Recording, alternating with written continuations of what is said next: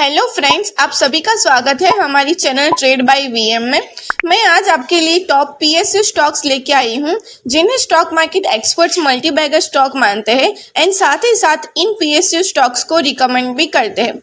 इन हाल ही में मोदी जी की कैबिनेट भी हुई थी, तो उसकी असर तो फॉर श्योर पीएसयू स्टॉक्स पर पड़ने ही वाली है। तो चलिए शुरू करते हैं। सबसे पहले पीएसयू स्टॉक्स के लेटेस्ट न्यूज की बात करें तो IRFC, RVNL, BOB to IRCTC.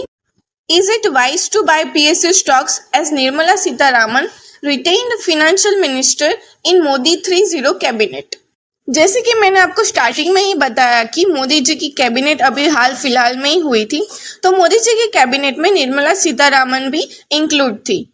इस न्यूज को थोड़ा डिटेल में देखें तो after the information of the Modi 3.0 government in New Delhi with Nirmala Sitharaman retained as financial minister, the market anticipates continually in business and economic policy for the next 5 years. Modi cabinet 2024 में निर्मला सीतारामन को as a financial minister retain किया हुआ है, जिससे business and economic policy में आने वाले 5 साल तक कंटिन्यू रहेगा। With Nirmala Sitharaman's continuation as financial minister in the new Modi 3.0 cabinet, there's an expectation for the extension of these policies. Modi 3.0 cabinet में Nirmala Sitharaman as financial minister continue करने वाली है, तो यही एक्सपेक्टेशन रहेगा कि पीएसयू स्टॉक्स रिलेटेड सभी पॉलिसीज एक्सटेंड हो सके। Therefore, investors are advised to retain PSU stocks in their portfolio. इसका एक ही रीजन है कि स्टॉक मार्केट एक्सपर्ट्स सभी इन्वेस्टर्स को PSU स्टॉक को रिटेन करने के लिए एडवाइस दे रहे हैं। Additionally, the stock market investors suggest considering high quality PSU stock in such sector as railway, banking, energy, power and infrastructure.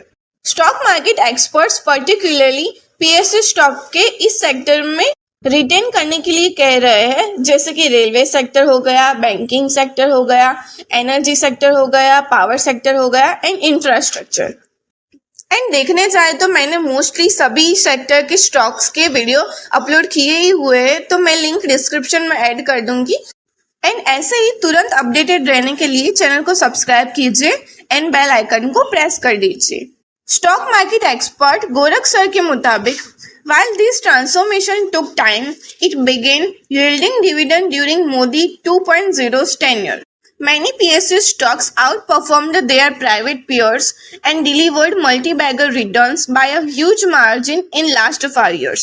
पिछले 5 साल की बात करें तो कई सारे ऐसे PSU स्टॉक्स हैं जो मल्टी बैगर रिटर्न्स दे चुके हैं, जैसे कि RVNL, IRFC, bank of Baroda and NBCC। तो चलिए अब देखते हैं कि स्टॉक मार्केट एक्सपर्ट्स ने किन किन पीएसयू स्टॉक्स को बाय करने के लिए रिकमेंडेशन दिए हैं।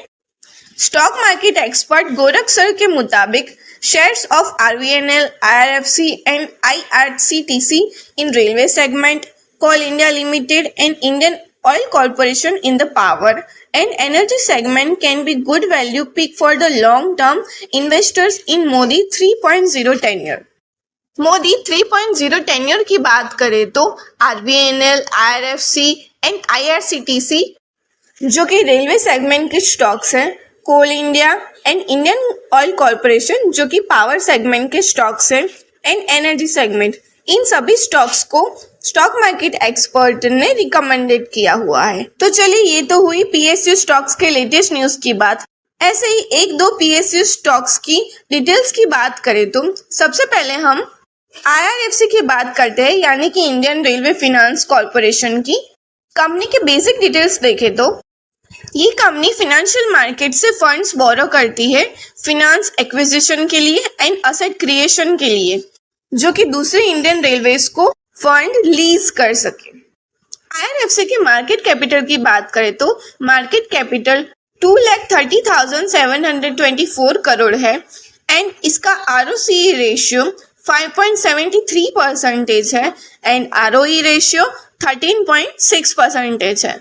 IRFC के PE रेशियो की बात करें तो PE रेशियो 36 है, जो कि एवरेज माना जाता है, लेकिन पिछले 5 साल में IRFC ने अच्छा परफॉर्मेंस भी दिया है, जिसकी वजह से ये मल्टी बैगर स्टॉक बन चुका है।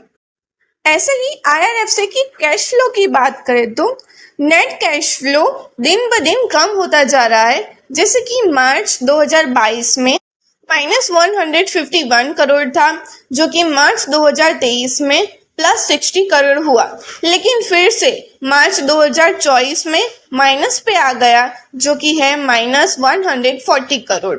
Mostly net cash flow minus में आने की वजह दो ही होती है, investing activity and financing activity. लेकिन IRFC स्टॉक में नेट कैश फ्लो माइनस आने की वजह operating activity, investing activity and financing activity, ये तीनों एक्टिविटी है। लेकिन भले ही IRFC का कैश फ्लो माइनस में दिखाई दे रहा है, लेकिन फॉरेन इन्वेस्टर्स का इन्वॉल्वमेंट दिन ब दिन बढ़ता जा रहा है।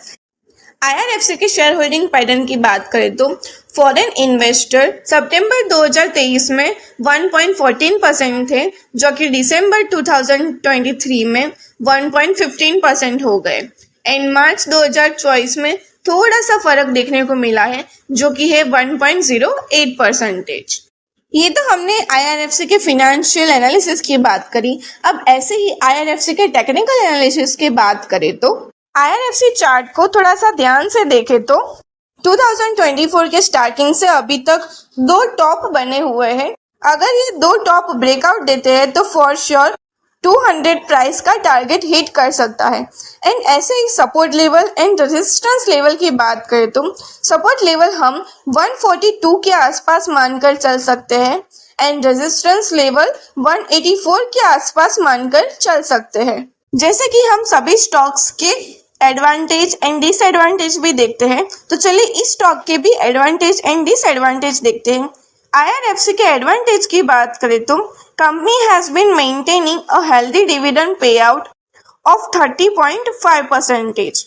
IRFC ने अच्छा खासा डिविडेंड भी दिया हुआ है, जो कि है 30.5%। इसके डिसएडवांटेज की बात करें तो stock is trading at 4.75 times it's book value. IRFC stocks ने अपने बुक वैल्यू पर 4.75 टाइम्स ट्रेड किया हुआ है। Company has low interest coverage ratio. Company का इंटरेस्ट कवरेज रेशियो बहुत ही कम है, टैक्स रेट भी बहुत ही कम है। Company might be capitalising the interest cost. चलिए अब सेकंड PSU स्टॉक की बात करें तो यहाँ मैं RVNL की बात कर रही हूँ, यानी कि रेल विकास निगम लिमिटेड।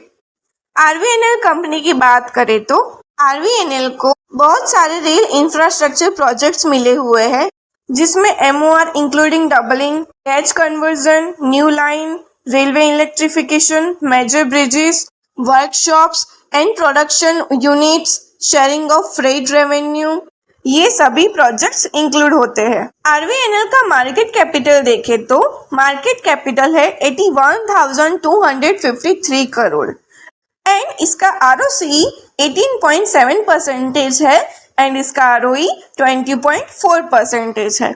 ऐसे ही RVNL के PE रेशियो की बात करें तो RVNL का PE रेशियो 55.66 है, जो कि किसी भी कंपनी का PE रेशियो 50 से ऊपर हो तो वो अच्छा माना जाता है। ऐसे ही RVNL के कैश फ्लो की बात करें तो RVNL का नेट कैश फ्लो कभी बहुत ज्यादा बढ़ता है तो कभी ज्यादा ही कम हो जाता है। नेट कैश फ्लो मार्च 2022 में 3,154 करोड़ था, जो कि मार्च 2023 में पूरा माइनस आके -3,762 करोड़ हो गया, जो कि हाल फिलहाल में मार्च 2024 में +221 करोड़ देखने को मिल रहा है। And minus net cash flow आने की वजह operating activity, investing activity and financing activity, ये तीनों ही है। एंड RVNL के फॉरेन इन्वेस्टर्स की बात करें तो जो कि दिन ब दिन बढ़ते ही जा रहे हैं। फॉरेन इन्वेस्टर सितंबर 2023 में 2.32% थे, जो कि दिसंबर 2023 में 2.59% हो गए, जो कि फिलहाल मार्च 2024 में फॉरेन इन्वेस्टर 2.32% है। इससे ये साबित होता है कि करंट सिचुएशन में RVNL मल्टीबैगर स्टॉक तो बन ही चुका है, लेकिन इन फ्यूचर ये आरवीएनएल स्टॉक पीएसयू स्टॉक्स में रॉकेट बन सकता है। तो चलिए, अब ये तो हुई आरवीएनएल के फाइनेंशियल एनालिसिस की बात। ऐसा ही आरवीएनएल के टेक्निकल एनालिसिस की बात करें तो थोड़ा सा यहाँ आरवीएनएल के चार्ट में देखें तो जून स्टार्टिंग में आरवीएनएल स्टॉक 440 को टच ही करने वाला था, लेकिन फिर से रिवर्सल देखने को मिला है। तो इसके सपोर्ट लेवल की बात करें तो 347 मानकर चल सकते हैं एंड रेजिस्टेंस लेवल की बात करें तो 400 के आसपास मानकर चल सकते हैं। एंड अगर ये 400 का प्राइस ब्रेकआउट देता है तो फॉर श्योर फिर से 440 का टारगेट हिट कर सकता है। आरवीएनएल के एडवांटेज एंड डिसएडवांटेज की बात करें तो एडवांटेज देखते हैं। Company has been maintaining a healthy dividend pay out of 33.4%। RVNL ने अच्छा खासा डिविडेंड भी दिया हुआ है जो कि है 33.4%। Company's median sales growth is 26.2% of last 10 years. पिछले 10 साल के सेल्स ग्रोथ की बात करें तो 26.2% है। ऐसे ही आरवीएनएल के डिसएडवांटेज की बात करें तो stock is trading at 10.4 times it's book value. RVNL ने अपने बुक वैल्यू पर 10.4 टाइम ट्रेड कर चुका है। Earnings include an another income of rupees 1183 crore. Promoter holding has decreased over last 3 years -5.37%। Promoter holding की बात करें तो पिछले 3 साल से ही गिरता जा रहा है जो कि है -5.37%। तो चलिए, आई होप कि आप सभी को पीएसयू स्टॉक्स रिलेटेड क्लैरिटी मिल गई होगी। Disclaimer: This is not investment recommendation.